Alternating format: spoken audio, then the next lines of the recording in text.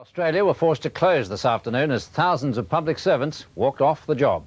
Kate Dunstan says it was a show of strength to send a message over government plans to alter working conditions.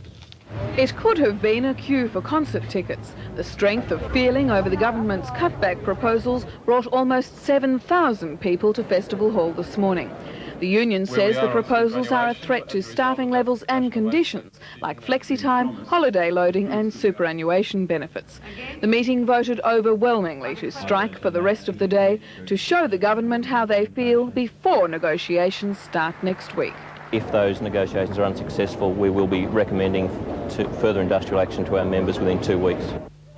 Add to an industrially plagued week, Australian public servants are now on strike. About 85,000 public servants attended mass stop work meetings around the country and voted overwhelmingly to continue strike action until midnight tonight.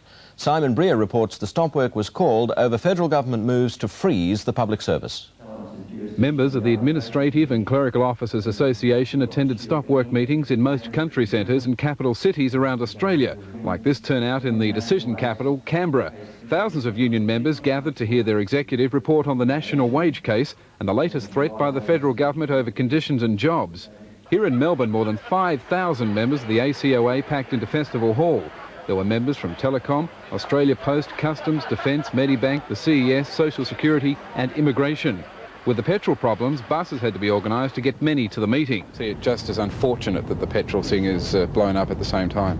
Well, we can't really hold back our members if they're angry about proposed cuts in their conditions. The timing is really not of our making, it's the government's timing. The members voted overwhelmingly for a government undertaking to negotiate immediately on the 3% superannuation claim and maintenance of existing employment conditions and staffing levels.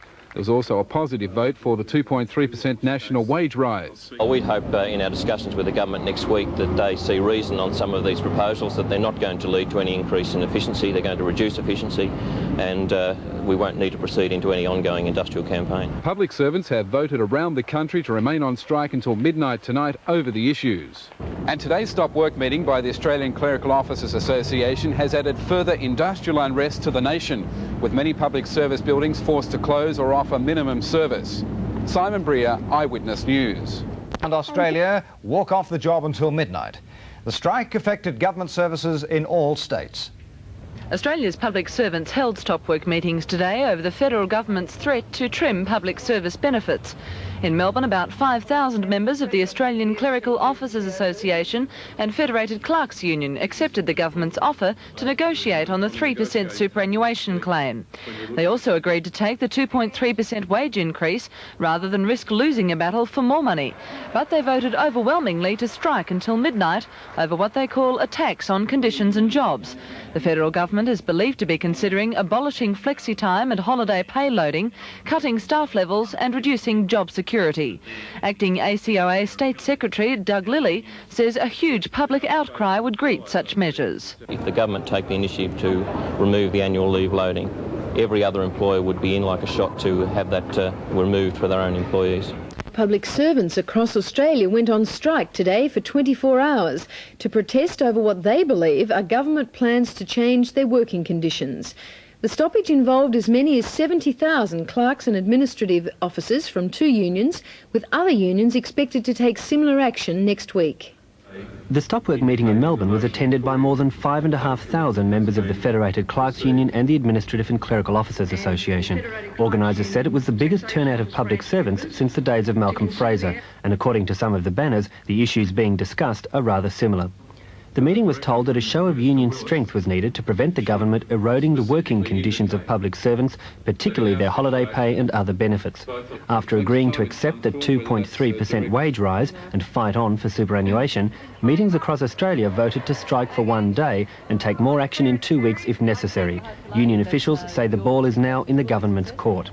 Well, we're hopeful if the government rationally look at some of the things that are under consideration, they'll realise that they're not going to increase efficiency in the public sector, they're going to reduce morale and increase inefficiency. The concern of public servants is that the government wants to save money, and they believe it's thinking of abolishing flexi-time, removing the 17.5% leave loading or cutting back on staff, along with other measures. This afternoon, several government buildings, mainly tax offices, were being picketed and many were forced to close. As the campaign continues, disruption to government services is likely to increase. Public servants are on strike throughout Australia until midnight tonight as part of industrial action against a federal government review of holiday leave loadings and flexi-time arrangements.